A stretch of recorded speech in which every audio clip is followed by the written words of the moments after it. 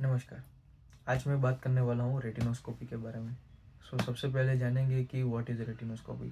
C, retinoscopy is an objective method to determine the refractive error which is present in the eye. अगर retinoscopy की अगर हम बात करें तो इसे प्रोसीड करने के लिए एक ऑप्टिकल इंस्ट्रूमेंट लगता है जिसका नाम है retinoscope. There are two types of retinoscope, streak retinoscope and spot retinoscope. अभी जो वाइडली यूज होता है वो है स्ट्रिक रेटिनोस्कोप। इसका एक्यूरेसी भी अच्छा है और एस्टिग्मेटिज्म फाइंड करने में ये काफ़ी बेनिफिशियल रहता है। रेटिनोस्कोप के प्रिंसिपल की अगर हम बात करें तो रेटिनोस्कोप जो है वो एक लाइट बीम प्रोड्यूस करता है। वो लाइट बीम हम पेशेंट की आंख के अंदर प्रोजेक्ट करते हैं। वो लाइट बीम रेटिना से रिफ्लेक्ट होकर फिर ऑब्जर्वर तक वापस आता है। उसके दौरान एक रेड रिफ्लेक्स क्रिएट होता है। वो रेड रिफ्लेक्स कौन से डायरेक्शन में मूव हो रहा है तो इसके अकॉर्डिंग हम इंटरप्रेट करते हैं कि रिफ्रैक्टिव एरर कौन सा है। रेटिनोस्कोप परफॉर्म कैसे किया जाता है तो सबसे पहले इसके अंदर चाहिए एक डार्क रूम। ओके। अब आपके और पेशेंट के बीच में एक वन हैंड डिस्टेंस होना चाहिए। ओके। और उसके बाद जो फिक्सेशन है वो डिस्टेंस का कोई भी ऑब्जेक्ट के ऊपर आपको करवाना है ताकि अकोमोडेशन उनका रिलैक्स रहे। ओके। उसके बाद अगर आप देखें तो रेटिनोस्कोप से लाइट बीम जो है वो उनकी आंख में प्रोजेक्ट कीजिए। रेड रिफ्लेक्स कौन से डायरेक्शन में मूव हो रहा है, हॉरिजॉन्टली और वर्टिकली, पहले वो चेक करिए। ओके। उसके अकॉर्डिंग फिर आप उसको न्यूट्रलाइज करने का ट्राई कीजिए और उसके बाद आपको पता चल जाएगा कि कौन सा जो है रिफ्रैक्टिव एरर प्रेजेंट है। रेड रिफ्लेक्स के इंटरप्रिटेशंस की अगर हम बात करें तो सबसे पहला इसके अंदर जो मूवमेंट आता है वो है विथ मूवमेंट।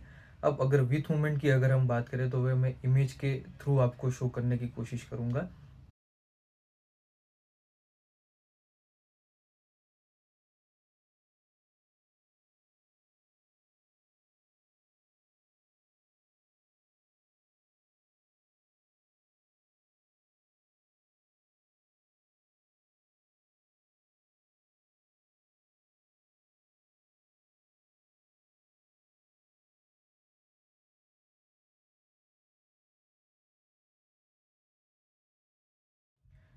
अगर आप इमेज में देख सकते हैं कि लाइट रेज जो है वो पर्दे के पीछे फोकस हो रहा है। पर्दे के पीछे फोकस होने की वजह से ये शो कर रहा है कि patient is hyperopic.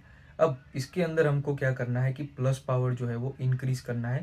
Plus power में हम जो यूज करते हैं वो है convex lenses. Convex lenses basically एक कन्वर्जिंग लेंस है जो लाइट रेज पर्दे के पीछे फोकस हो रहा है उसको पर्दे के ऊपर फोकस करने में हेल्प करता है। ओके।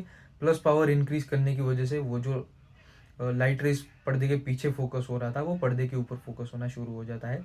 इसका दो तीन इंटरप्रिटेशंस निकलता है, या फिर पेशेंट हाइपरोपिक है, या फिर नियरली इमेट्रोपिक है, या फिर मायोपिक है लेस देन 1 डाय।